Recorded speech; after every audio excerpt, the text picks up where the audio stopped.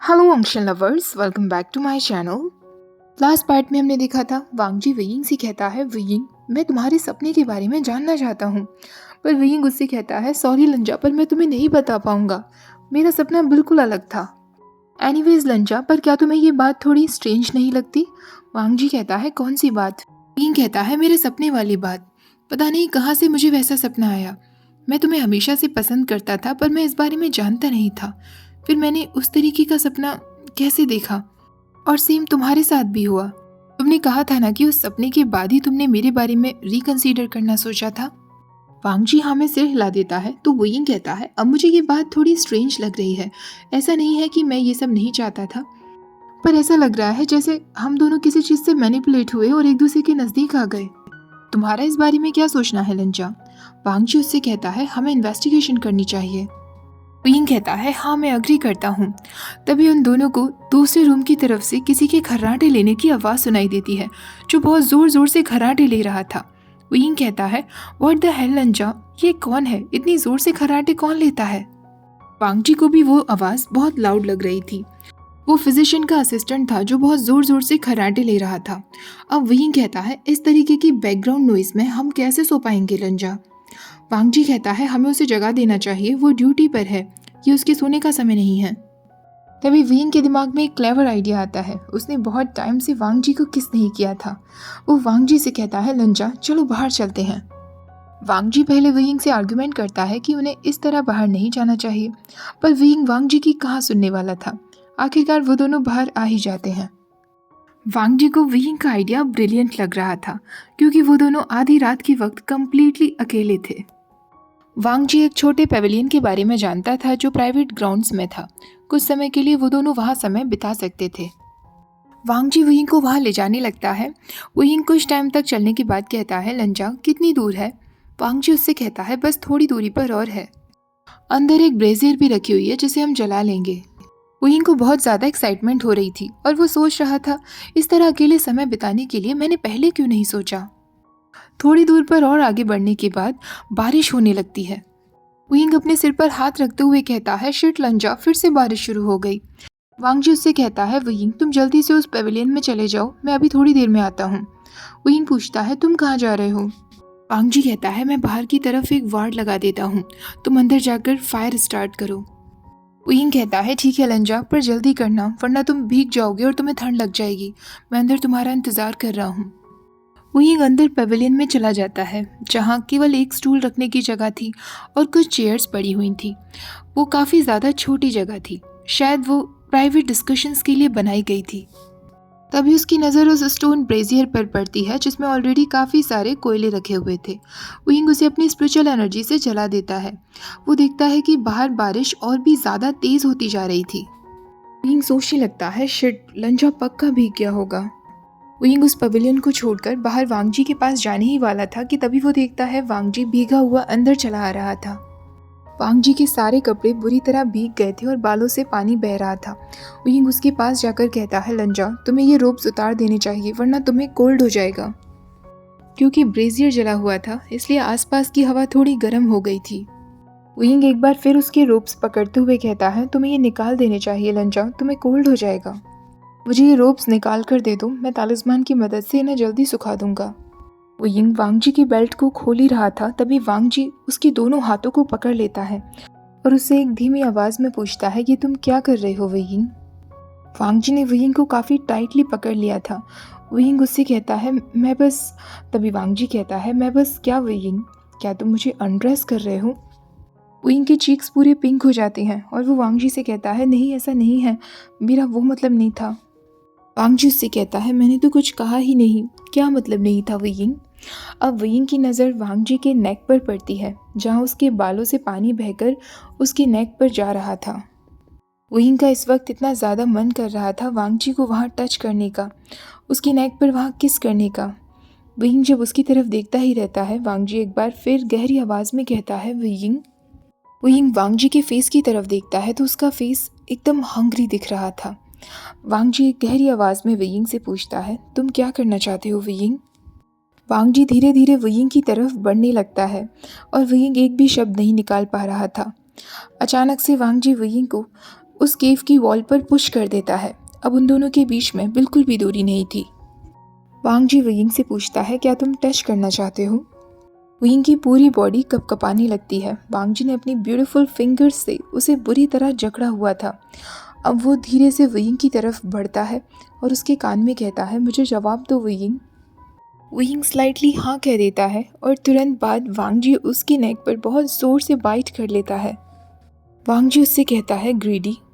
वुयिंग कहता है, मैं नहीं हूँ लंजा, बल्कि तुम हो, और तुम प्लीज़ इस तरह मुझे बाइट करना बंद करोगे? पर वांग जी उसी जगह पर फिर से रफली तरीके से बाइट कर देता है। वुयिंग कहता है, तुम सच में कितने ब्रूट हो लंजा। वो अपने हाथ वांग जी से छुड़ाने की कोशिश करता है, पर वांग जी ने उसे बहुत टाइटली पकड़ा हुआ था। वुयिंग फिर कहता है, मुझे बाइट करना बंद करो। वांग जी कहता है, और अगर मैं ना करूँ तो फिर तुम क्या करोगे? वुयिंग उससे कहता है, तुम कितने ढीठ हो गए हो लंजा। वांग जी कहता है, अच्छा, तुम ही तो अभी थोड़ी देर पहले मुझे रिक्वेस्ट कर रहे थे कि मैं तुम्हें टच करूं। वुयिंग कहता है, मैं कोई रिक्वेस्ट नहीं कर रहा था। वांग जी अब वुयिंग की और भी नज़दीक आता है, इतना नज़दीक कि वांग जी की हॉट ब्रीदिंग वुयिंग को फील हो रही थी, और वो उससे कहता है, तुमने ही तो सपना देखा था ना कि लाइब्रेरी पेविलियन में हम दोनों एक दूसरे के साथ इंटीमेट हो रहे थे। ये सुनने के बाद वुयिंग की पूरी बॉडी में जैसे करंट आ जाता है। वांग जी उससे कहता है, वुयिंग, क्या तुम बिहेव करोगे और बस देखोगे? वुयिंग कहता है, क्या देखना है? वांग जी वुयिंग के दोनों हाथों को पीछे कर देता है और अब धीरे धीरे अपनी बेल्ट खोलता है। वो अपनी रोब्स निकाल देता है। वुयिंग बस उसकी तरफ ही देखे जा रहा था, जैसे जैसे वांग जी की बॉडी से रोब्स नीचे गिर रही थी। वांग जी की चेस्ट को देखकर, जिस पर अभी भी बारिश का पानी था, वुयिंग का माउथ एकदम ड्राई हो जाता है। वांग जी अब बिल्कुल नेकेड वुयिंग के सामने था। वो धीरे धीरे उसकी तरफ बढ़ता है। वुयिंग का हाथ अपनी बॉडी पर फहराने लगता है। इसके तुरंत बाद वो वुयिंग को एक फोर्स्ड किस कर लेता है। शुरुआत में वो किस बहुत ज़्यादा डर्टी था। वांग जी की हॉट टंग और शार्प टीथ जैसे वुयिंग के माउथ को पूरा खा लेना चाहते थे, और वुयिंग के हाथ वांग जी की बैक मसल्स पर थे, उसकी हर एक मसल को फील कर रहे थे। वुयिंग भी वांग जी को टच करना चाहता था, पर वांग जी उसका हाथ पकड़ लेता है। अब वुयिंग कंप्लेन करते हुए कहता है, इतनी भी मीन मत बनो अर्गगा, मुझे भी तुम्हें टच करना है, तुम इतने अनफेयर क्यों बन रहे हो? वांग जी कहता है, अनफेयर? अगर वुयिंग को मुझे टच करना है तो उसे ये शो करना होगा। वुयिंग को एक सेकंड के लिए विश्वास ही नहीं हो रहा था कि इस तरीके के डर्टी वर्ड्स वांग जी कह रहा था। वुयिंग धीरे धीरे अपना हाथ वांग जी के वेस्ट बैंड तक ले जाता है और उसके पैंट्स को खोल देता है। वहीं वांग जी वुयिंग की नेक के दूसरी तरफ अब उसे किस करने लगता है। वांग जी एक बार फिर वुयिंग के लिप्स को कैप्चर कर लेता है। वो दोनों एक दूसरे को किस कर रहे थे। दूसरी तरफ वुयिंग का हाथ वांग जी के वेस्ट बैंड पर था। वुयिंग बहुत गहरी गहरी सांस ले रहा था। तभी वांग जी रफली उसके रोप्स को खोल देता है। वो बिल्कुल भी जेंटल नहीं था। वो लेयर बाय लेयर वुयिंग के सारे रोप्स निकाल देता है और उसके पैंट्स को भी निकाल देता है। अब उन दोनों की स्किन एक दूसरे से टच हो रही थी। डेस्परेट हैंड्स थे जो एक दूसरे को छोड़ने के लिए तैयार नहीं थे। वांग जी के रफ टच से वुयिंग की नीज बुरी तरह कमजोर पड़ जाती हैं। वांग जी तुरंत उसे अपने गोद में उठाता है और उसका सिर अपने चेस्ट पर रखते हुए कहता है, रेस्ट वुयिंग। वहाँ आराम करने के बाद अब वुयिंग और वांग जी अपने सिक रूम में जाने के लिए तैयार थे। तभी वो वॉल के पीछे से ही खड़े होकर देखते हैं कि फिजिशियन असिस्टेंट जाग चुका था और वो रूम में इधर से उधर घूम रहा था। शायद वो परेशान था ये देखकर कि वुयिंग और वांग जी रूम में नहीं थे। वुयिंग वांग जी से कहता है, ऑनेस्टली मुझे बताना लंचा, हम दोनों कितनी बड़ी मुसीबत में फंसने वाले हैं। वांग जी उसे कोई जवाब नहीं दे पाता। उसकी नज़र बार बार असिस्टेंट की तरफ जा रही थी। तभी वुयिंग कहता है, लंचा, मैं इन बाइट्स के लिए क्या बोलूं? क्या मैं कह सकता हूं कि मुझे मॉस्किटोज ने काट लिया था? क्या मेरा विश्वास किया जाएगा? वांग जी उसकी तरफ देखते हुए कहता है, शायद नहीं। वुयिंग कहता है, शिट लंचा, क्या ऐसा हो सकता है कि किसी की भी नज़र इन लव बाइट्स पर ना पड़े? वांग जी फिर उससे कहता है, नहीं। कुछ टाइम बाद वो उससे कहता है, आई एम सॉरी वुयिंग। वुयिंग कहता है, मैंने कहा ना लंचा, तुम्हें सॉरी कहने की ज़रूरत नहीं है। बारिश बंद होते ही जैसे ही वो दोनों उस पवेलियन से बाहर आए थे, वुयिंग के नेक पर बहुत ज़्यादा निशान थे जो क्लियरली दिख रहे थे। वुयिंग को हालांकि उससे कोई फ़र्क नहीं पड़ रहा था, पर वांग जी को थोड़ा सा गिल्टी फील हो रहा था। वुयिंग अब वांग जी से पूछता है, अगर हम उनसे कहेंगे कि हम दोनों बस बाहर वॉक के लिए गए थे, तो क्या वो लोग हमारा विश्वास करेंगे? वांग जी उससे कहता है, हमें झूठ नहीं बोलना चाहिए। वांग जी और वेइंग दोनों अंदर चले जाते हैं। असिस्टेंट उन दोनों को देखकर कहता है, मास्टर वे, मास्टर लैन, आप दोनों को इस रूम में ही अंदर रहना था, फिर आप बाहर कहाँ से आ रहे हैं? वांग जी एक काम वॉइस में कहता है, रूल्स तोड़ने के लिए हम दोनों माफ़ी चाहते हैं। फिजिशियन लाउड वॉइस में कहता है, आप दोनों कहाँ थे?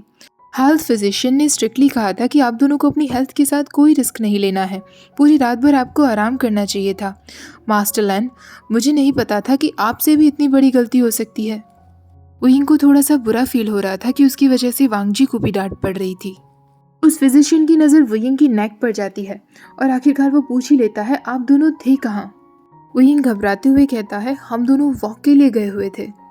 फिजिशियन कहता है, मुझे ये रिपोर्ट करना होगा अभी के अभी, आप दोनों यहीं रहिए, मैं अभी हेड फिजिशियन को बुला कर लाता हूँ। वांग जी हाँ में सिर हिला देता है क्योंकि वो असिस्टेंट केवल अपना काम कर रहा था।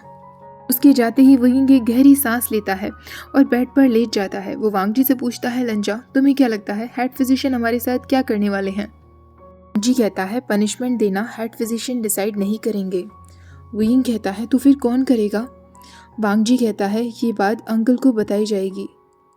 वेइंग कहता है, वो तो बहुत नाराज़ हो जाएंगे ना? वांग जी कहता है, हाँ।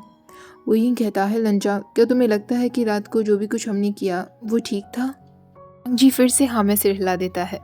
वेइंग भी हंसने लगता है क्योंकि उन दोनों को ही रात को इस तरह बाहर जाने का कोई भी रिग्रेट नहीं हो रहा था। फिजिशियन असिस्टेंट वापस आता है और उन दोनों से कहता है कि उन्हें अपने रूम में ही रहना होगा।